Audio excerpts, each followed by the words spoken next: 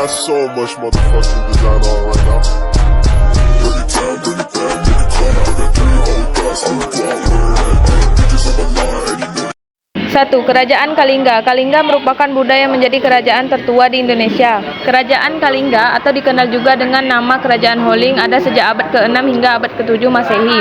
Kerajaan tertua ini berlokasi di pantai utara Pulau Jawa, tepatnya berada di Kabupaten Pekalongan dan Jepara. Pendiri dari kerajaan ini adalah keturunan dari dinasti Syailendra atau penguasa kerajaan Mataram kuno.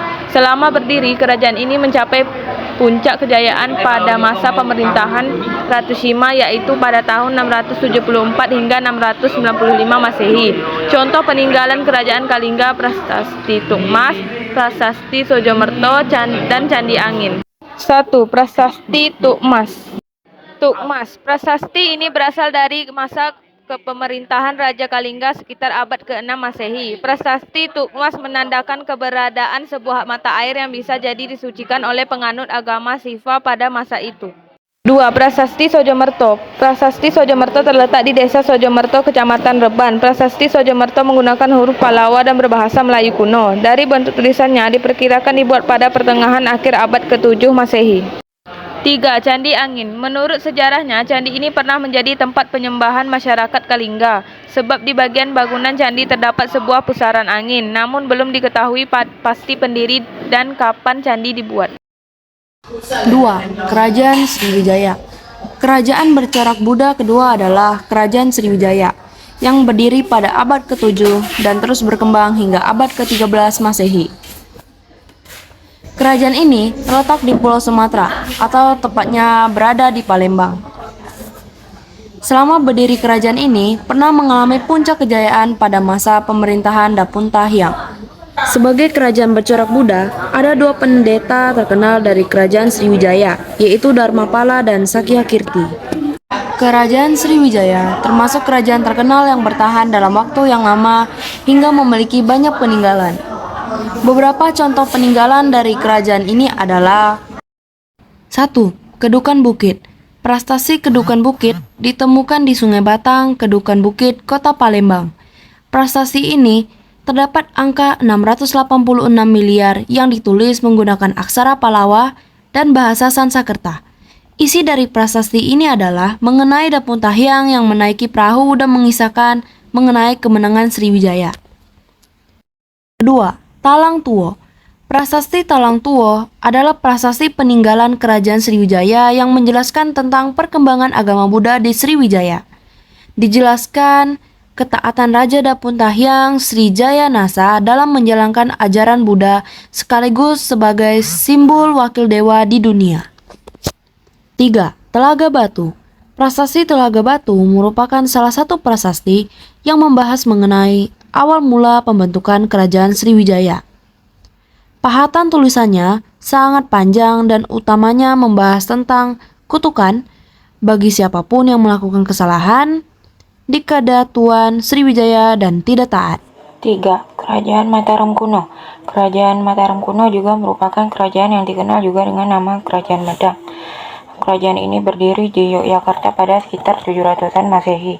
Namun dalam perjalanannya, kerajaan ini terpecah menjadi 2, yaitu dinasti Sanjaya yang berubah bercorak Hindu dan dinasti Syailendra.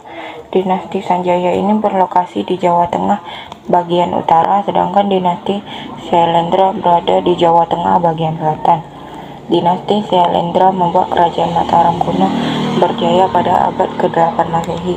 Dengan kepemimpinan dari Sri Dharmatungga, wilayah kerajaan meluas hingga ke Semenanjung Malaka. Bahkan tidak lama kemudian, wilayahnya semakin meluas ke Kamboja. Kejayaan kerajaan ini bisa dilihat dari peninggalannya, yaitu Candi Borobudur, yang terkenal hingga berbagai negara. Keberadaan kerajaan ini dibuktikan dengan sejumlah benda peninggalan. Sebut saja Candi Borobudur, Candi Prambanan, dan Candi Mendut yang terkenal. 1. Candi Borobudur. Candi Borobudur merupakan peninggalan kerajaan Mataram kuno. Candi bercorak Buddha ini terletak di Kabupaten Magelang, Jawa Tengah. Menurut para ahli, candi mulai dibangun pada 780 Masehi. Pada masa pemerintahan Raja-Raja Wangsa Sanjaya, Pembangunan candi membutuhkan waktu yang sangat lama dan baru selesai pada 830 Masehi di masa pemerintahan Raja Samaratungga dari Wangsa Sailendra. 2. Candi Prambanan berlokasi sekitar 17 km ke arah timur Yogyakarta. Candi Prambanan merupakan candi bercorak Hindu. Candi yang dibangun pada abad ke-9 Masehi ini memiliki arsitektur berbentuk tinggi serta ramping, sesuai dengan arsitektur Hindu pada umumnya. 3. Candi Mendut. Candi Mendut terletak di Desa Mendut, Kecamatan Mungkit, Kabupaten Magelang, Jawa Tengah. Lokasi candi hanya sekitar 3 km dari Candi Borobudur. Candi yang bercorak Buddha ini didirikan pada masa pemerintahan Raja Indra dari dinasti 4. Kerajaan Dharmasraya adalah penerus kerajaan Melayu yang pernah ditaklukkan oleh Kerajaan Sriwijaya pada abad ke-7. Setelah kekuasaan Wangsa Sailendra di Pulau Sumatera dan Semenanjung Malaya berakhir, Melayu bangkit kembali sebagai penguasa Selat Malaka.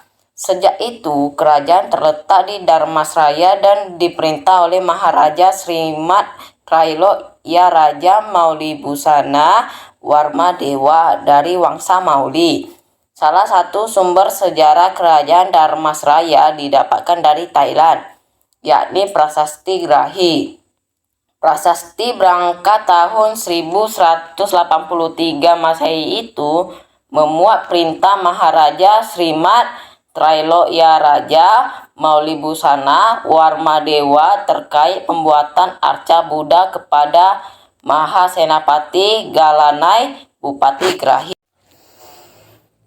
Berikut adalah peninggalan kerajaan Dharmasraya. Yang pertama ada Prasasti Padang Roco. Prasasti Padang Roco adalah sebuah prasasti yang ditemukan pada tahun 1111 di hulu Sungai Batanghari, Kompleks Percandian Padang Roco, Nagari Siguntur, Kecamatan Sitiung, Kabupaten Dharmasraya, Sumatera Barat. Prasasti ini merupakan sebuah lapi arca Amoghapasa yang pada 4 sisinya terdapat manuskrip. Yang kedua ada Prasasti Saruwaso.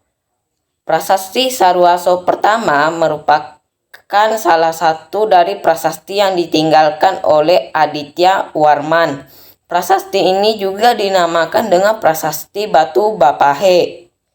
Prasasti ini dinamakan Prasasti Saruwaso karena pada manuskripnya tersebut kata Sri Surawasa yang merupakan asal kata dari nama Nagari Surowaso. Yang ketiga ada Prasasti Kuburajo yang disebut juga Prasasti Kuburajo pertama atau Prasasti Kuburaja. Ditemukan di daerah Kuburajo, Bimokaum, Kabupaten Tanah Datar, Sumatera Barat pada tahun 1877. Dan prasasti ini ditulis dalam bahasa Sanskerta yang terdiri atas 6 baris tulisan. Prasasti ini merupakan salah satu dari sekian banyak prasasti yang ditinggalkan oleh Aditya Warman. 5. Sri Bangun, sebuah kerajaan dengan corak Buddha. Kota Bangun terletak sekitar 88 km dari Tenggarong, ibu kota Kabupaten Kutai Kartanegara. Terletak di sisi kiri Muri Sungai Mahakam. Merupakan sebuah daerah yang memiliki sejarah perabatan lama, bekas wilayah kerajaan Sri Bangun dengan raja yang paling terkenal bernama Keva. Sri Bangun diperkirakan merupakan negeri bawahan dari kerajaan Martadipura. Namun berbeda dengan Martadipura yang Hindu, kerajaan ini malah menunjukkan corak sebagai kerajaan Buddha dengan ditemukannya beberapa peninggalan seperti arka Buddha pengemara dari perunggu dan patung lembu Nandi yang oleh masyarakat setempat disebut sebagai Singanole. Patung Lembu Nandi.